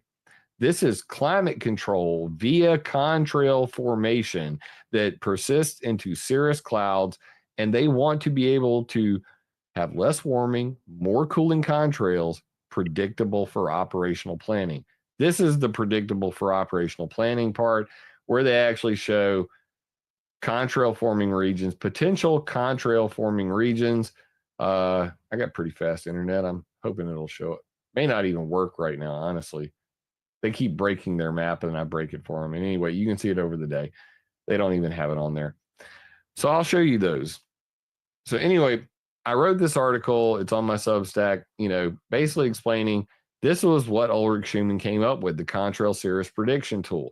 This is where he said less soot emissions, less warming, more cooling contrails predictable for operational planning. His words, not mine, 2010. Well, you go on to hear that basically Bill Gates started that map you just saw is called Breakthrough Energy. And who's in charge of Breakthrough Energy? Bill Gates. Who invested in it? Bill Gates put $2 billion in himself, but also includes Jeff Bezos, Michael Bloomberg, Richard Branson, George Soros, Mark Zuckerberg. These are the funders of Breakthrough Energy. And who is their chief scientist? Ken Caldera. So I wrote this article bringing him out on this. And what did they do? They deleted the page that had Ken Caldera on it. So what did I do? I had to archive that bad boy to make sure it didn't disappear. This is breakthroughenergy.org/our-team/Ken Caldera, and the senior scientist at Bill Gates Breakthrough Energy happens to be Ken Caldera, guy who said contrails have nothing to do with this, but is currently in charge of helping people make cooling contrails. I find this ironic, not surprised at all. Why I founded Breakthrough Energy by Bill Gates himself. Why did he do it? Then I asked two climate scientists, Ken Caldera and David Keith, to educate me about the climate. And what they showed me was astonishing. We could fake volcanoes and cool the planet. And after talking to Ken and David, I couldn't get climate out of my head. I read the latest studies and reports. I watched video lectures on Earth's changing climate and physics by physics professor Richard Wolfson. I read Weather for Dummies. Well, shit. Excuse me. Well, now you're a weather expert, Bill Gates. You should probably throw some money at geoengineering the whole planet because you talked to 2 geoengineering scientists. You cannot make this stuff. This is Bill Gates in his own words, admitting exactly what I told you from the get-go. He created Pfizer to give money to Ken Caldera and David Keith to hand out to other people to mimic volcanoes to block out sunlight. And guess what? Commercial planes to the tune of 45 million flights per year are whitening the sky. This is undeniable at this point. So are we transitioning towards net zero? Are we actually fulfilling Agenda 21 without ever having to design some special platform to loft the chemicals up there? Even though there are companies like Stardust Labs, which are an Israeli startup to currently be a defense contractor to do geoengineering for governments once they pass geoengineering governance. I'm not saying that there aren't companies out there and private contractors or possibly the CIA adding more chemicals to the stratosphere. I'm telling you, you got no way to prove it, neither do I. How are we going to catch these people? Let's stop worrying about those needles and start worrying about the haystack and everything that I can prove. That's called being pragmatic. So how can you do this yourself? I wanted to give you guys a tool that you can use yourself, and you can go to windy.com and download the Contrail Finder plugin. Because the only way that you could, I cannot convince you of anything. You have to convince yourself. So my goal for you right now is to give you a tool where you can go, should I be seeing contrails or not? Now, if I click on the map right here, it's going to tell me 40,000 feet, minimal contrails may be seen, and that's all the way down, okay? So we're seeing that together here. All these little check marks underneath this. This is called the Schmidt-Appelman criterion. This is using the whatever model I currently have selected down here, the forecast model, and it's based on what's called radiosonde data. I'll show that in a second. I don't want to like get off this, but basically like where I just clicked, I click here. You'll see minimal contrails seen. If I click on the actual radiosonde plot, it'll look like this. I learned how to read this thing. Thank you, Jeff, and my admin, my mentor, our chief meteorologist at Climate Viewer Chat on Telegram. And basically, you have temperature on one side, you have relative humidity on the other side, and this is the vertical column. So as you go up in millibars, this is up to flight altitude, going all the way up to about 42,000 feet. So you can see where contrails should be forming and where they should not. Clearly out here right now, it's not looking so hot. Now, if I go right back here, I can close that out. I can click menu. For you guys to be able to do this, hit install Windy plugins, grab the Contrail Finder. After you do, it'll show up on the sidebar right here, and then I can just click on Contrail Finder again, and then I can click anywhere on the map, and it'll tell me. Now out here, minimal contrails may be seen, short possible contrails at 39,000 feet, 35,000 feet, longer contrails possible, 34,000 to 33,000, longer, possibly persistent. So this is why in just a couple thousand feet difference, you're going to see different types of clouds forming. That's what we need to be able to recognize, okay? We need to be able to recognize, is this atmospheric science? Is this intentional or not? So unless you can rule out that the plane is currently flying in an area that's going to create contrails, then you're not doing your due diligence. That's all I'm saying.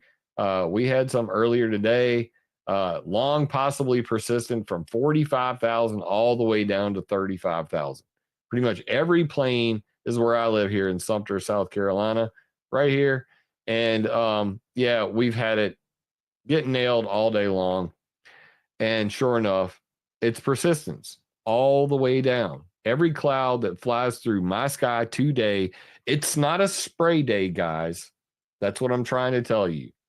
If you need to know why it's a spray day or a not spray day, go and do the research yourself. Try out the Windy plugin.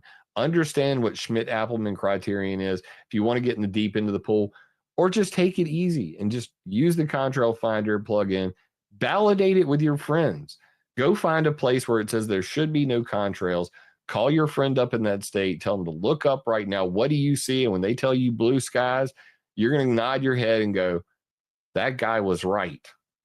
And I've been testing this over and over for 15 years. This is accurate. Just remember that. This is accurate. So how can you actually see the chemtrails? This is the RAM-B slider. I'm on the EU MedSat's dust product on the GOES 18 West. These are long linear contrails. These black lines you're seeing right now. So you can go and you can zoom out and you can see that this is the entire world, okay? But you can use this dust product to come in here and actually see where are my chemtrails? Where are they at? Go verify it. And then you can go to the what's called day cloud phase, which will actually show you in the same area what altitude those clouds are by color code. So you have water at surface, land surface, snow surface, glaciating cloud, low water cloud, thick high ice cloud, thin ice, high ice cloud, thin mid water cloud. So when you look for this red color, that's your cirrus clouds all the way at the top, unless it's nighttime. And during the nighttime, you're going to see a totally different thing. And you can change around the world just by flipping, from the satellite from the GOES 16 to the GOES 18, 19, and the Japanese Himawari, which will take you around to the other side of the earth. Sometimes it gets stuck. You have to refresh it. As you can see, here comes the daylight. It'll show up. But right now, that's kind of boring because it's nighttime. So we'll go back here to this one. I'm going to hit F5. I got that super fast internet. Don't get jelly. But then you can come in here and you can actually see what the colors of the clouds are and what height they're at. So all of these are tools that you can use to validate what I'm saying. And then after you go and you validate that, what the atmospheric conditions are, then you can just go hop back to Windy, globe.adsb exchange or your personal favorite flight tracker and go, well, how's it looking over Sumter, South Carolina? Dang, I can barely even see South Carolina. Here we go. That's Charlotte. So right over my house right now is a whole, boy, I think the military's coming for me. Yeah, there's a lot of helicopters and planes flying overhead right now. But anyway, this is my neighborhood right now. Okay. And do we have chemtrails in the sky? Yes. And I could go and look at what altitude they're at. This is literally at 20,000 feet. Those are flying pretty darn low right there, actually. These are not. So you can tell by the color code, purple, perfect area for contrail formation. Light blue, as you get down into these light blues and greens, these are usually small aircraft that are flying relatively low. So that's my story and I'm sticking to it. I do have a solution for actually being able to tell the difference between this weather warfare and other, other things. I'm not going to show them how to do the filtering of the flight levels, Jeff. Like, I'm way overdue at this point. Climateviewer.com/NMOD, the Environmental Modification Accountability Act, is one way that we can deal with weather warfare with all of these secret government programs by requiring and mandating disclosure of all atmospheric activities and creating sensor networks to detect stuff in our rainfall. Similar to what Hans-Jörg is doing, actually run the tests on the things falling out of the sky. And that way we can trust but verify. I'm not the trust but verify guy. I don't trust anybody. So I'm all about verification and transparency. This is one way. Another way is what Renette's working with, about petitioning the EPA and the Clean Air Act. And I want to kind of end with this. Right now, in over 25 states in America, we are attempting to pass geoengineering and weather modification bans. I am all for that. Tennessee already passed that ban. Now, if I go to Tennessee on any given day, they are still covered in clouds, and people are scratching their head as to why. This is why I focus on this jet fuel, and a lot of people think, you know, I've seen it everywhere. They say, Jim believes they're adding additive, it's jet fuel additives that they put in the fuel to make these clouds. No, that's not, you're mischaracterizing what I'm saying. Pollution from jet exhaust creates clouds. If you want to talk to your local representative, don't try to be a citizen scientist and use words you don't understand. Keep it very simple and say, I do not like planes making clouds blocking out the sun. Nobody can debunk what you're saying. Nobody can call you a conspiracy theorist. Be direct. Use simple words. I'm tired of having no sunshine because of all the planes flying overhead. Can you figure out why they're doing this and how to stop it?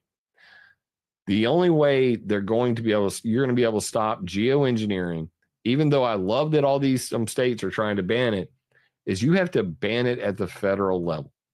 Geoengineering, David Keith, Bill Gates, intentionally creating planes to go up there and dump chemicals. Only the United States, federal government can ban that and then back it up. Why? Because no state can actually go up and ground a flight. No state can go up and shoot down a geoengineering plane dumping chemicals. That would be illegal. However, if the United States says geoengineering is illegal and would be a violation of the weather warfare ban of 1976, it would be an NMOD treaty violation. Every government of the world is going to be scared. Why? Mexico, the entire country, banned geoengineering, and there's nothing they can do about it. And David Keith said, even though they banned geoengineering, I don't know how they could enforce it. Furthermore, they can't write legislation that says airplanes cannot put sulfur into the stratosphere because commercial aviation's doing that every day. So to Mexico, I appreciate you banning geoengineering. What are you going to do about it? If somebody's geoengineering, you're going to throw burritos at those planes? I don't think so. So we have to be pragmatic. We have to realize who can actually do something about this. And the NMOD treaty is one way. The Clean Air Act is another way. Freedom of Information Act requests obviously are a good way to try to get more transparency about any type of, climate change related SRM activities that may be going on with NOAA, with the ESRL, with the CIA. But sans that, we know pollution is a problem and it's causing these clouds. We can start dealing with that today. So I'm being pragmatic. Let's focus on the haystack, and then all that'll be left are needles. I hope that you guys found this informative. I think I just made it through all my slides. And again, I did. That was my last slide. You did great. You did absolutely great. Thank you so much, Jim. Appreciate it. Wow. I'm going to just go on and because we are running a touch late, but Renette, I'm going to start with you ladies first again. Why don't you take and give us your closing remarks, Renette, and take it from here, please. I will do so by wrapping up with really kind of following up with what Jim had to say. This is not a silver bullet solution whatsoever. I think that Jim really demonstrated the complexity of what we're dealing with. And ultimately, one of the things he was identifying is that how persistent contrails or planes making clouds are at different levels, all according to atmospheric conditions. Now, there is and has been research on contrail avoidance. So there is a possibility where we could use this contrail avoidance so we don't have those persistent contrails. I think it's only between 5 to 10% of flights, overall flights, that actually create the persistent contrails. Now, granted, while you could use this as a tool to help us and assist us, it could also be used as a weapon, and you can create these cirrus clouds. So that is a possibility. So that removes the cloud layer. However, what it doesn't do is remove the soot that Jim was really talking about, which is really dangerous. And as he had well demonstrated, these are all the heavy metals we find in jet fuel. These are some of the things it's doing, is declining all of our wildlife, pollinators, bird populations, bees, you name it, is having impact on human life as well. So this is the thing. it'd be great to reduce the cirrus clouds, but we have to actually address the commercial aviation. And one of the things that really struck me, a couple months ago, was when Jim said that 75 to 80% of the worst flights are the short haul flights. That's 3 hours or less because of the takeoff and the landing. And when I found out that those flights are the ones are the worst regarding the release of the soot, we realized that we had to do something about that. So also, we have all the anti-geoengineering legislation going on in all these states. That's great, but they're dealing with the needle in the haystack, not the haystack. And since 1963, there's been no updates to the Clean Air Act whatsoever. And so what we've done, and we're ready to actually file this week a petition for rulemaking to the EPA, to the California EPA and the FAA, to say, look, you need to update your Clean Air Act. We have a serious violation going on, and it's killing all of life. But now we want to talk about another silver BB. The truth of the matter is, look at folks, we're going to have to reduce our short haul flights. There's no other way around it. It doesn't matter if you clean and refine the jet fuel more and more. As long as those numbers of flights rise, you're going to have the cirrus cloud making and the changing of our weather. So what we're really doing is we're also addressing through a white paper the transitioning of America from short haul flights to high speed magnetic rail. And we've identified, thank you through chat, all the different major thoroughfares with our airliners, how we could actually use railroads below those flight paths and actually invest over 35 years. It's going to be 3.5 generations to actually invest in the magnetic light rail and get ourselves from using the short haul flights and instead transitioning into the rail. And ultimately, we will be able to clear our skies and actually make them healthy. And as Jim also said, clarity cause, the ENMON solution, that's what we need to do. And you can find us on saveourskies.org. So thank you so much for this opportunity, Christian, and everyone else. Well, fantastic, Renette. I'm going to come to you, Jay, for your closing remarks here for our participants. Yeah, what I'll say is that over the years, I've noticed there's a great resistance to people changing their beliefs. And once you get a belief established, it's very hard to change it. There's a few suggestions. If you believe something very strongly, go ahead and connect with someone who doesn't believe the same as you. Challenge yourself. Challenge yourself to discussion. Don't wall off and build a silo where you live inside and can't receive new information, because none of us know everything, and we all can learn. I've learned a lot. I'm actually an engineer. I've never taken a class in psychology or sociology in my life, but I've learned a tremendous amount about people by being involved with this. And I have found some people who are able to understand and move on. In some cases, they actually felt a lot better when they learned that some of the worry that they had been involved with really wasn't needed. Now, that may sound very strange to some people, but I still challenge you to look at the other side, and you don't have to accept it, but you might reduce the wall that we tend to build around ourselves by only listening to who agrees with us or who tells us what we want to hear. That's all. That's extremely well said, Jay. I think we all very much appreciate that, because we spoke last night about it. We literally have people that are like suicidal out there. We have families, young couples that will not reproduce having children because they say they don't want to put any children in this environment. And so this is going really, really deep. And I think all the participants that are following us here tonight or later on in the recordings can take that to heart. So we should not live in this angst and panic without actually making an effort and at least watch this 2 or 2.5 hours of this webinar here and share that with anybody. So with that, I like to give Hans-Jörg the opportunity to give your closing remarks, because I'm sure this was also for you a great, last few hours to listen to this information. Yes, it's true.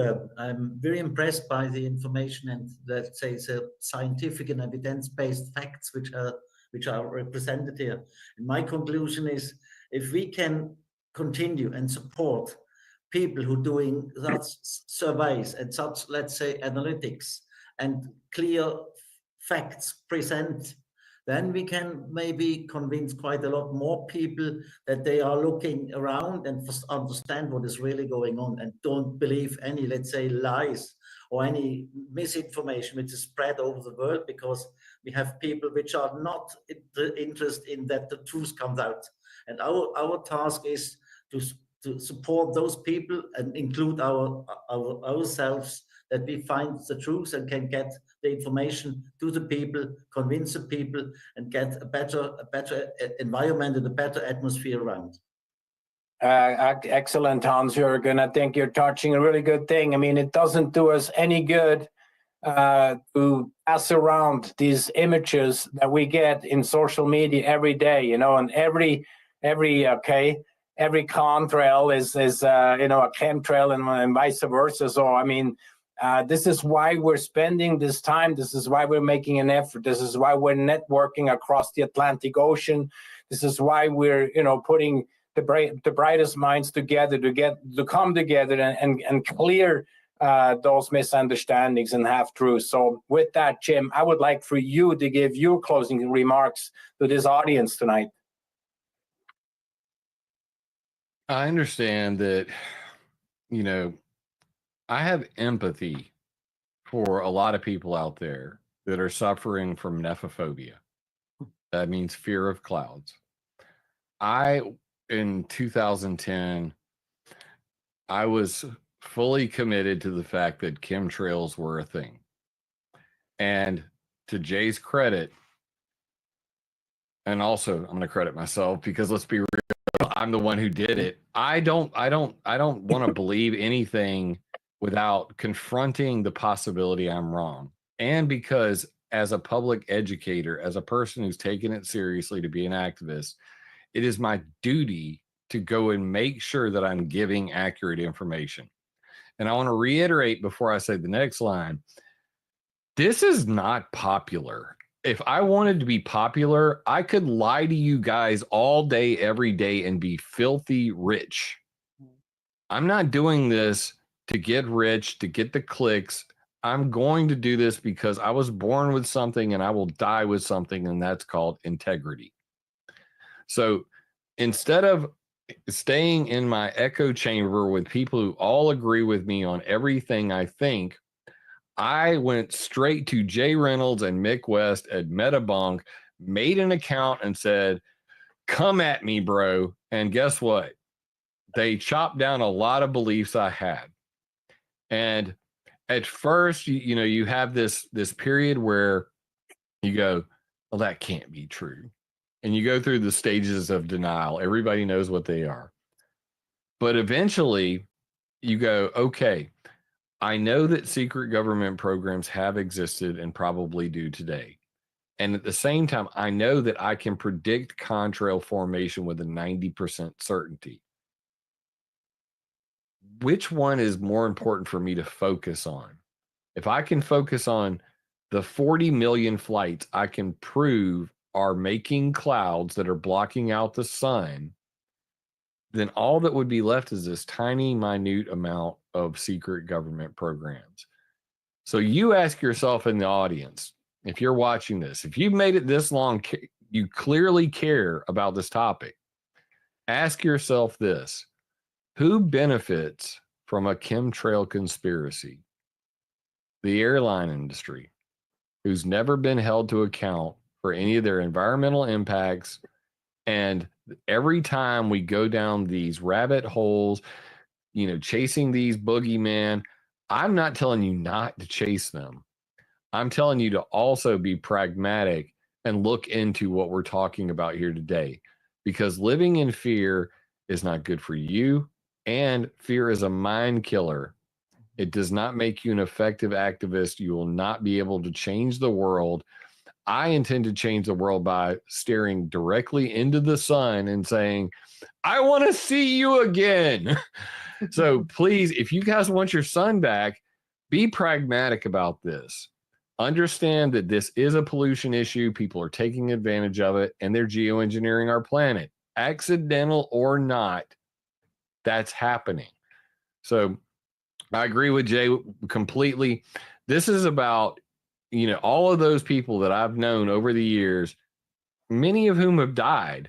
Burnett showed that video at the very beginning, with where she was chemtrail free zone.